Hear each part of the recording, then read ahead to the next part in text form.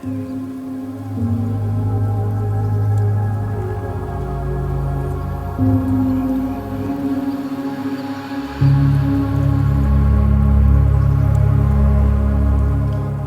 I'm Dr. Daniel Bearzens, and I'm a physician here at Protea. Today I want to share with you an encounter that I recently had with a patient. For patient privacy, let's call this patient Jane. Now, Jane is a mid-40s woman who presents to clinic, and in less than 5 seconds of me meeting Jane, she's in tears. She's trusting me with a very vulnerable thing because Jane is not feeling like herself. And this has been going on for some time, and Jane has found herself more anxious than she's ever been, falling into a depression. Jane is happily married. She's got an amazing family, and Jane should, on paper, be feeling more like herself, and she's not. Now, the situation that I'm going to explain to you about Jane is not a unique one either. And this is something that is often experienced by so many patients, and they are quickly put on medications. They're not truly identifying what is the root cause to why Jane isn't feeling like Jane. Part of the important aspect to what we do here at Protea is taking enough time to learn about Jane. What's Jane's story? Because Jane had seen multiple physicians before she got to my office. Those physicians had spent collectively less than about 15 minutes between 3 different providers. And Jane didn't feel like she was getting any answers. She was recommended to be put on some anti-anxiety medications, which is really not a unique scenario. Jane is more anxious than she's ever been. She's starting to have debilitating panic attacks, again, leading into a deeper depression. She can't even go to things like a baseball game or the grocery store without feeling debilitating panic attacks. Jane's husband is starting to get concerned because Jane can't even connect intimately at a deeper level, and she's not sure why she can't connect with her husband. Taking time to get to know Jane's story, I uncovered some very simple things that gave me some clues as to what might be going on with Jane. Jane tells me that she's struggled with anemia previously in her life. I ask her about her menstrual cycle, and her menses are very heavy. She almost can't even leave the house because she has to change her clothing very quickly because she will saturate or leak through a pad or a tampon, all of which are suggesting something called menorrhagia, which is excessive menstrual bleeding. Now, it would be quite simple for me if I ran just a basic complete blood count to already identify some key red flags or some canaries in the coal mine for something as simple as an iron deficiency anemia. Now, like I said, Jane had seen multiple providers, and she had even been hospitalized previously, of which it would be shocking to me if she had never had even just a complete blood count that easily identifies things like hemoglobin, hematocrit, red blood cell number, mean corpuscular volume, mean corpuscular hemoglobin, all easy identifiers in a lab that costs no more than $12 cash pay. Now, after asking some more questions and finding out more about Jane, I put together a thorough assessment with some lab work, which is something that was lacking in previous encounters that she had with her other providers.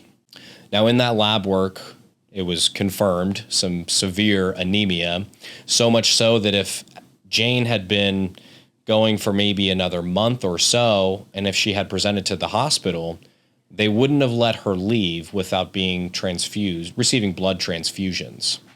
I sat down with Jane about 10 days after she had had her blood drawn to go over a basic lab review with her. And the first thing that I did when I walked in the room is I told Jane, it all makes sense. We broke out a neurotransmitter profile, and I talked about why she was truly feeling the way that she was feeling and what things would make sense within her lab work. We looked at things like serotonin and its requirement for iron in order to make serotonin, and dopamine as well as part of that pathway. We even talked about histamine, and the ability to be able to break it down is dependent upon iron as well. Histamine is an excitatory signal to the brain. Now, Jane is not unique in the aspect that she was dealing with an anemia. What was unique about our encounter was that she didn't need a anti-anxiety medication or an antidepressant. She needed some iron. Other things that we looked at leading to her anxiety would be something maybe some of you have dealt with: estrogen dominance.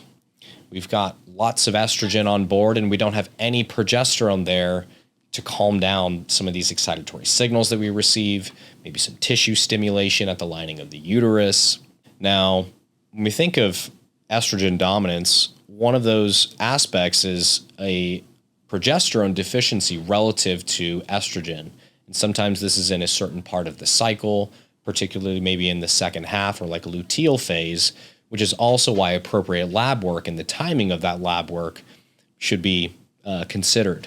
Progesterone's role in our brain chemistry goes down to a neurosteroid or a downstream metabolite of progesterone, something called allopregnenolone. Now, allopregnenolone is interesting because it actually binds to something called the GABA receptors in the brain.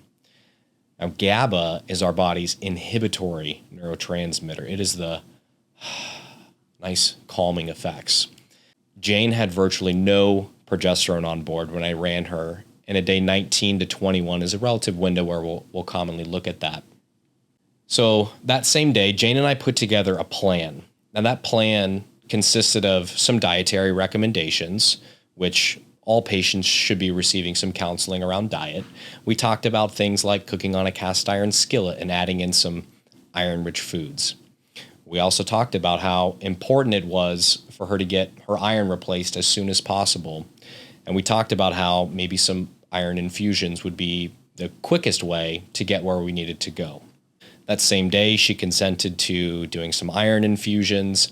And in speaking with her only a couple days later, she's already feeling notably better, more like herself. One of the things that was continuing to exacerbate Jane's symptoms was her iron deficiency was causing her extremities to feel cold, tingling, pins and needles. She could never warm up. She was having shortness of breath, and one of the things she thought she was doing wrong was she thought that she wasn't breathing the right way when she would go do her CrossFit exercise. It was simple things in her activities of daily living that she could no longer enjoy that made her more anxious, and it was almost the anticipatory anxiety of going different places that Jane was easily falling into a more and more depressed state. Why do I share this with you? Taking just 45 minutes to speak with Jane, we uncovered some easy to identify things that can make all the difference in Jane's symptomology. Jane is already starting to feel better, and it wasn't just an anti-anxiety medication that she needed or an antidepressant. Jane needed someone to listen to her story.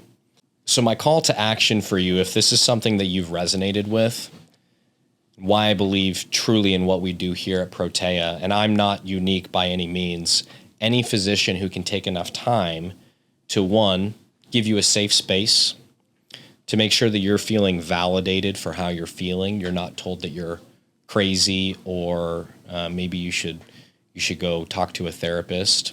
Work with a provider who's willing to get down into the weeds with you. Someone who's willing to hear your story, and also someone who's willing to investigate, to find a root cause. Jane, we knew she was in there somewhere. And although I had just met Jane, I knew that who I was seeing that day wasn't truly who was in there. And Jane was having a hard time finding herself, and she just needed a little bit of support to get there. I encourage you to continue seeking a provider that's going to give you that safe space, who's going to get down into the weeds with you. Maybe when you heard this message today, you told yourself, I'm Jane. And if so, go ahead and take a look down in the description below and give us a call at Protea. We'd be happy to set up a meeting with any one of our physicians here and make sure that you're heard and that your concerns can be addressed. And rest assured, there is a provider out there for you who's going to validate how you're feeling and make sure they put together the plan that is specific towards you. Thank you so much for tuning in. I appreciate your time today, and I look forward to seeing you in the next episode.